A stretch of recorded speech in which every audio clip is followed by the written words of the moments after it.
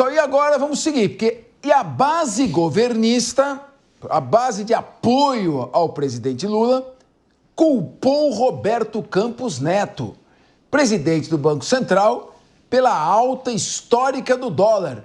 E, é claro, pediu a sua punição. A esquerda quer punir. O deputado federal Zeca Dirceu protocolou 2 representações junto à Comissão de Ética da Presidência da República e uma outra dirigida ao Ministério Público Federal, acusando Campos Neto de suposta omissão e negligência. O parlamentar afirmou que o Banco Central possui 350 bilhões de dólares em reservas cambiais e poderia ter torrado essa grana. Quer dizer, e poderia ter intervido na economia e impedido os ataques especulativos com o dólar. Olha só. Zeca Dirceu pede que o Roberto Campos Neto seja punido por crimes de natureza administrativa e criminal, considerando a suposta omissão da autoridade monetária um ataque à economia brasileira. A nota não esclarece se ele chegou a pedir a pena de morte ou prisão perpétua para Campos Neto. De qualquer maneira, meu querido Rodolfo Maris, parece que o governo está reagindo aí, vamos resolver o problema da economia.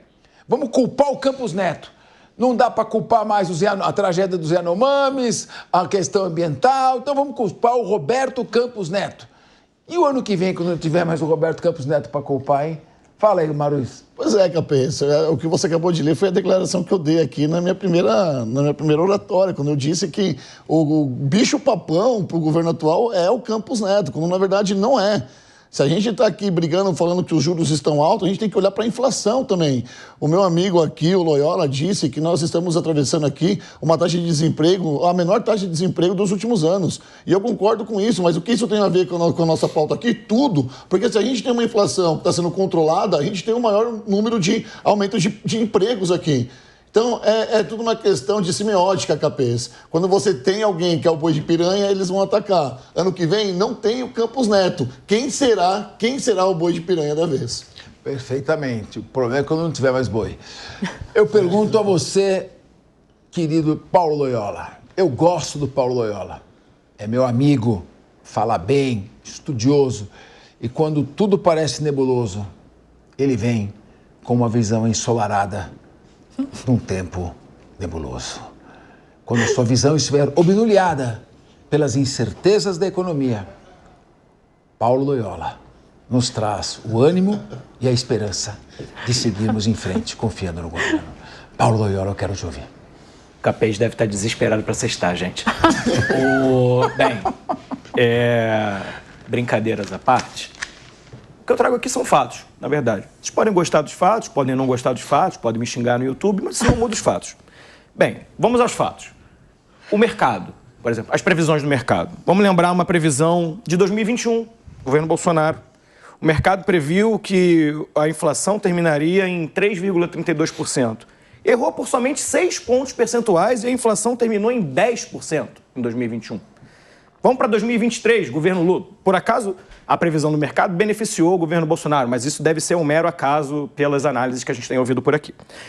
Já em 2023, esse mesmo ente, mercado, através da sua pesquisa Focus, previu um crescimento de 0,8%, assim como prevê um crescimento baixo para o ano que vem.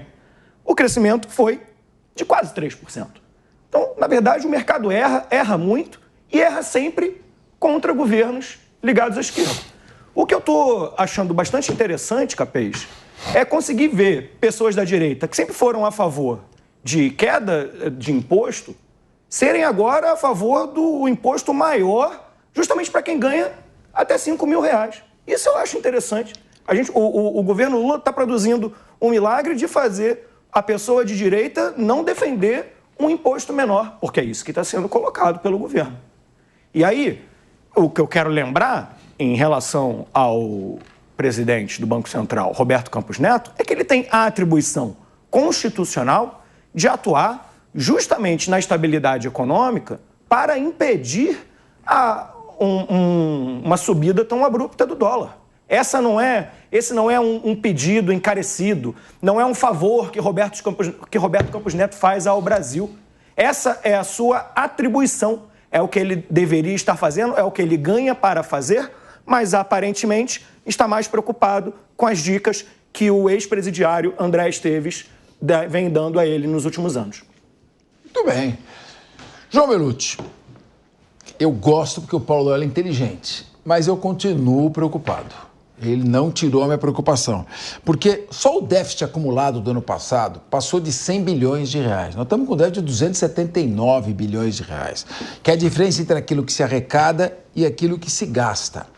Então, eu pergunto, esse governo não tem capacidade política para cortar 50 bilhões de emendas parlamentares? Explicar para os artistas, para um pouquinho, para de fazer jogral, para um pouquinho, para de fazer música para mim. Vocês vão ter que apertar o cinto. 16 milhões de Lei Rouanet, eu vou cortar também. Não é possível, não se consegue fazer esse tipo de ação. Em primeiro lugar, precisamos cortar despesa para depois distribuir benesses. Porque o avô do presidente do Banco Central, Roberto Campos, dizia: o socialismo distribui pobreza. E nós estamos nesse caminho. João Belutti, ou você concorda com o Paulo Loyola, e se concordar, meu amigo, aqui é linha de frente, aqui tá todo mundo, as opiniões são todas respeitadas aqui. Pô, Capês, olha, o primeiro ponto que eu colocaria é que realmente existe uma doutrina que questiona a própria existência do Banco Central e a sua atuação na economia, que pode ser com outros objetivos que não o melhor para o país. Isso é ok, mas num ambiente que ele existe de fato, o Roberto Campos já deu várias sinalizações no sentido de que o fiscal vai ruim, de que não é ele ou o governo Lula que vai lá e determina, o dólar vai ser este preço. Eles têm o seu fator de pressão, mas o mercado como um todo que vai dizer. E o mercado são diversos players, diversos atores que atuam no mercado, não, desde os pequenos investidores até os grandes.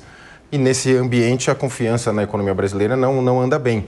E o importante a mencionar também, na minha visão, na questão do desemprego, é porque a tal geração nem, né, que nem procura nem trabalha, ela não entra no cômputo do desemprego, como o próprio Segre vem denunciando bastante isso com muita propriedade. Então, ou seja, o número de pessoas que não trabalham é maior do que o efetivamente divulgado. A taxa de desemprego ela se aplica entre aqueles que procuram, estão na dinâmica. Aqueles que já abriram mão ou têm trabalhos bastante informais sequer entra na conta. Então, acho que esse dado é bastante relevante. Como você colocou, Capês, o Campos Neto ele vem sendo o alvo do PT para todas as desculpas, né? Ó, a Gleice ataca faz comentários negativos contra ele. Na minha visão, nenhum comentário ali sai sem o aval ou sem alguma espécie de chancela do Lula, que é o grande chefe. Eles atacam e agora, a partir de 1º de janeiro, já vai estar o novo presidente. E como que vai ser agora? Ele vai virar um novo alvo? Ele foi bastante ali, né? Podemos colocar assim, teve uma boa entrada ali no Congresso, tirou bastante selfie com todo mundo. Agora ele vai ter o presidente do BC do PT. Agora quero ver como eles vão fazer e a se lamentar também, como eu já coloquei na outra fala, Capês, o tanto de fiscal de dólar que tinha, né? Artista, até juiz falava, ministros falavam, o dólar era sempre culpa do governo. E agora parece que desapareceram, a culpa é do grande capital, enfim. E o que eu só colocaria com relação ao que o Paulo Loyola falou, para fechar, é que o que eu estou vendo de crítica na direita é o sentido de você retirar esse imposto e não ter um outro local para compensar. Na minha visão, devia compensar com esses subsídios que dá para um monte de empresa. Esses daí realmente são um grande gargalo para o Brasil. Agora, que é aceitável que se isente até 5 mil, sim. Agora, não de forma populista e em tese assim para jogar para a torcida para ver se apaga um incêndio que vem ocorrendo. Agora, Deise Chiocari, eu não sou economista. Mas a gente faz algumas análises comportamentais, de comportamento humano. O governo emite alguns sinais e esses sinais são captados pelo mercado. O primeiro sinal que o mercado capta é que o governo não quer ou não tem condições de conter os gastos públicos. É o Congresso Nacional que quer a emenda parlamentar, é a base do governo, a base política de sustentação, o partido do presidente que exige que haja gastança de dinheiro público para atender as demandas ou promessas exageradas feitas na campanha. Então, a primeira captação do mercado, sensação do mercado é de muitos gastos. A segunda sensação, e é aí que eu quero chegar na minha pergunta, é que esse é um governo que não gosta dos ricos. Vou taxar as grandes fortunas, vou taxar os maiores salários, a pessoa batalhou, cresceu, ela vai pagar por isso. E esse tipo de mensagem subliminar, ela pode, a princípio, demagogicamente agradar. Mas de janeiro a setembro deste ano, já saíram do Brasil mais de 50 bilhões de dólares. São 300 bilhões de reais. Então, uma coisa é o discurso bonito no palanque, outra coisa é o resultado efetivo no campo da economia. Como é que é essa questão de comunicação, Odeise? Você que é socióloga, cientista política do mais alto gabarito. Capês, eu acho que você tocou num ponto que é bem importante para a gente pensar aqui. Uma coisa que tem acontecido com esse anúncio do corte de gastos, eu acho que a maioria dos analistas entendeu que ele foi um anúncio político e não econômico, né? Inclusive, até na coletiva do Haddad chegaram a perguntar se ele já estava pronto para se candidatar para 2026. Mas uma das questões é justamente esse ponto que você tocou.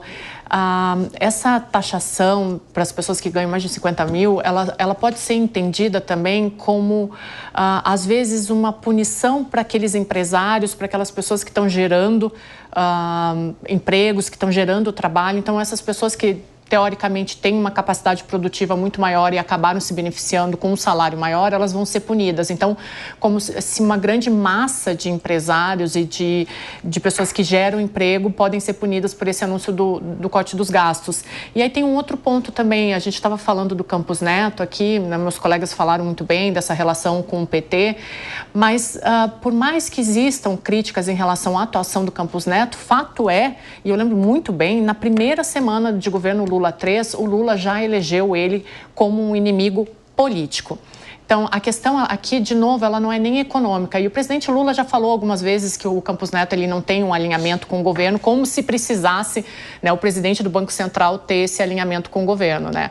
Agora a gente vem para o grande teste de fogo, né? O Campos Neto sai, entra o Galípolo, que é o menino de ouro do presidente Lula, e vai ter que lidar com as consequências desse anúncio do Ministério da Fazenda, que até agora ainda não mostrou a que veio a médio e longo prazo. Então, até 2026, que é um ano eleitoral, é um ano importante, de novo, para todos os políticos, agora só se fala em 2026, até 2026 a gente vai ter uma dimensão muito correta se o problema era Campos Neto ou se o problema é o Palácio do Planalto.